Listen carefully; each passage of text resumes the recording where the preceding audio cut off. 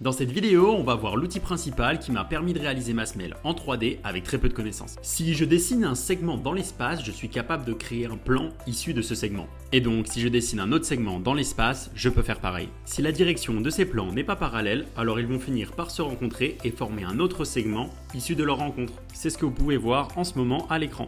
Et pour faciliter les choses, on va utiliser deux plans qui sont perpendiculaires. Une fois que nous avons compris ça, on est capable d'utiliser ce principe avec des segments plus complexes pour obtenir une courbe dans l'espace issue de la rencontre de nos deux plans. La fonction Curve2View de Rhino nous permet de réaliser cette opération simplement sans avoir à passer par la création de plans à chaque fois. Il est maintenant temps d'appliquer ce principe aux lignes de notre semelle. Je dessine dans un premier temps les lignes correspondant à notre semelle dans le plan XY, c'est-à-dire vue du dessus, puis les lignes correspondant à la vue de côté dans le plan YZ.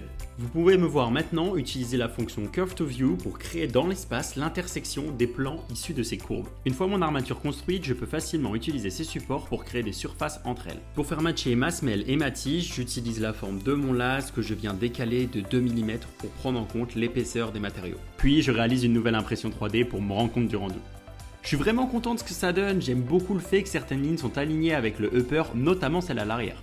Néanmoins, ma semelle ne matche pas à 100% avec ma tige à cause de l'épaisseur des différents matériaux et renforts présents dans ma chaussure. Je me rends également compte que le haut de ma semelle ne suit pas vraiment la trajectoire de mon toe cap, ce qui fait qu'on a l'impression que celui-ci n'est pas de hauteur constante. Bon je vous retrouve dans la prochaine vidéo pour voir comment on a réussi à résoudre tous ces problèmes.